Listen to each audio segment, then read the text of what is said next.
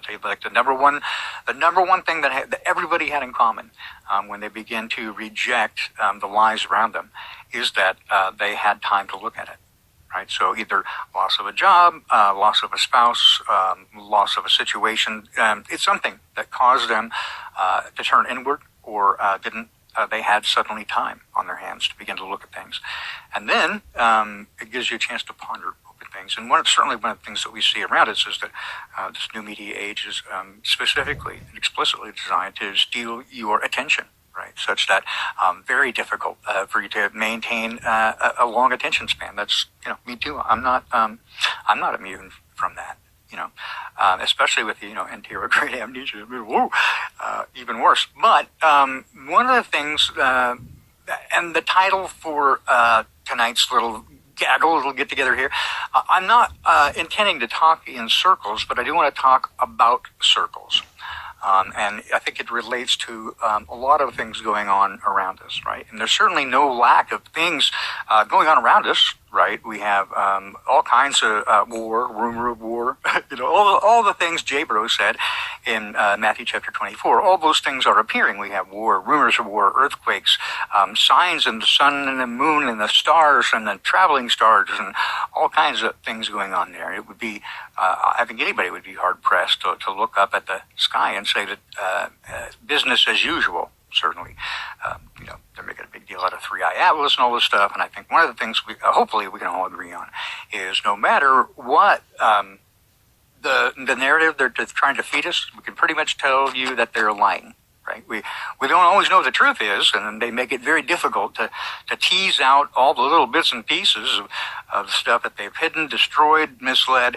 But it isn't that difficult once you kind of develop discernment to know when people are lying. And then, it becomes a little bit more effective if you can kind of find the bits and pieces where they become absent or apparent by their absence, right?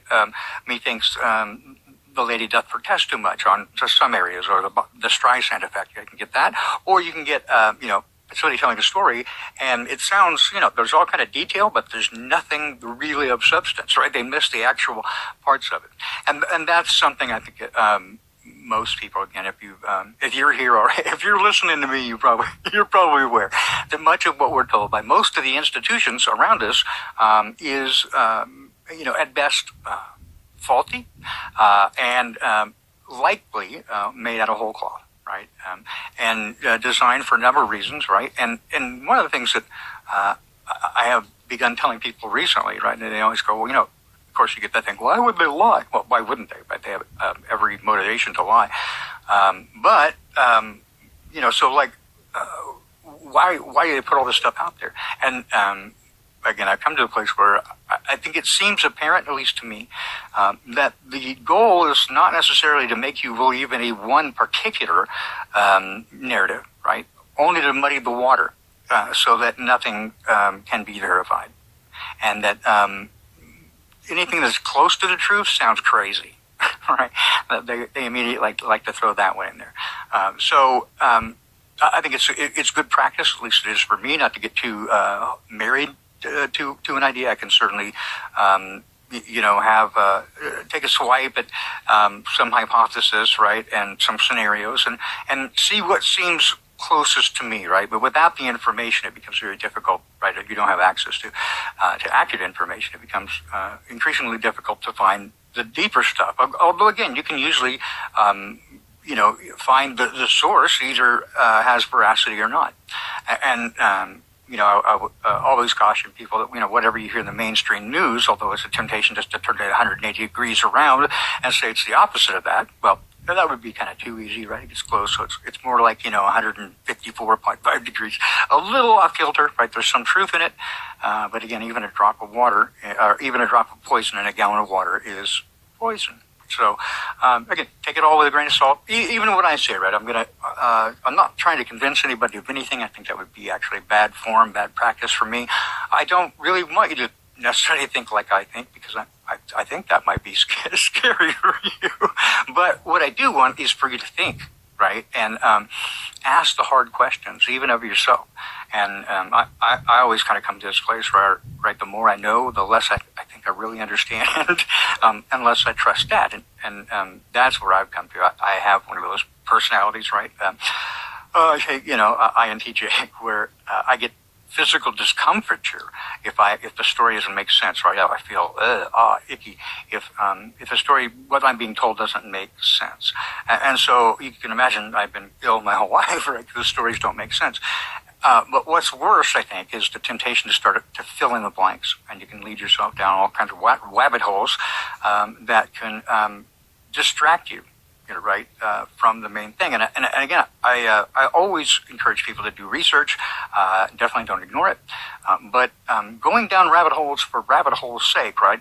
Again, my caution: you'll never get to the bottom of it, at least probably in this lifetime. But it's good. Know thy enemy, right? Get a sense of what's going on around you. I encourage that.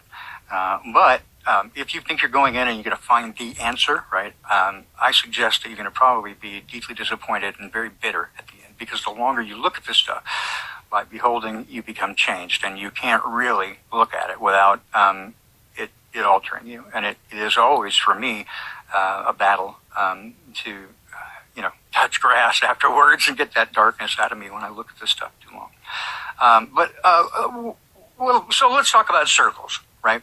Want to go into some circular ideas here, right? Not exactly circumlocation, but some ideas that have to do with circles. Now, again, if you've been here before and you know anything about me, that I'm a weirdo, right? I embrace the weirdness, right? But that I view the world very differently than as described to us, although yet kind of an angular view. Having trouble talking, right? But the ideas that I have come up with are not probably new. I perhaps came up with them independently, but certainly preceding me. Walter Russell, the Universal One, Victor Schauberger,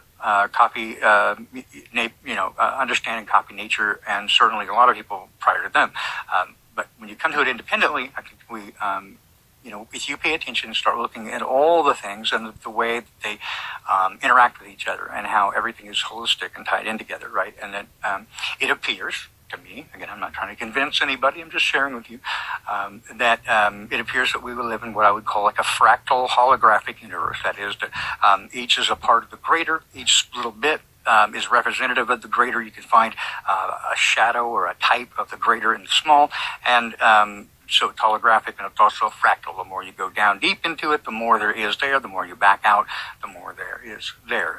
So from the quantum level to the macro level, it is all interconnected. And I'll even push it a little further. I try to write something down and post it to Facebook, and of course it goes over like a wet fart in church because it's difficult to find language that doesn't sound crazy when you're trying to describe, for example, what you see on the screen. Right? That for me, my observation, my understanding is that matter is really it's harmonically entrained energy. Sound, if you will, but I think it's the ether. It's more than just sound, light. It is the ether, and the Creator spoke or even sang the world into existence, and God said, "Let there be light," and there was light. And behold, it was good. Right? But light is also part of the electromagnetic spectrum, so we could say He right there, right, made that. Keep in mind that sound is not really in the electromagnetic spectrum. It rather is a perturbance within the media of air. It is a longitudinal pressure wave, right? So the entire electromagnetic spectra, right, which is why I can throw away light being a photon, right, both a particle and a wave. It's nonsense because it's on the electromagnetic spectrum, and we've known this for a very long time. So at what point does, for example, a radio frequency suddenly put out a particle? Where does it become a particle? It doesn't. The only reason that we have a photon is because they needed a media through which you could get light in space, which is supposed to be, a vacuum, 10 to the minus 17 torr vacuum, and without a media, the ether, right? Without that, then it would have to propagate somehow, and so they say it's a particle. But it behaves as a wave, right? Oh, okay. Anyway, again, one more line amongst so many. So I think, again, what I see from what's around me, what I observe the Creator and everything around us, is that it is that matter is stable. It's a stable form of energy, right? Just as these clandy figures right here demonstrate with sound. They self-organize.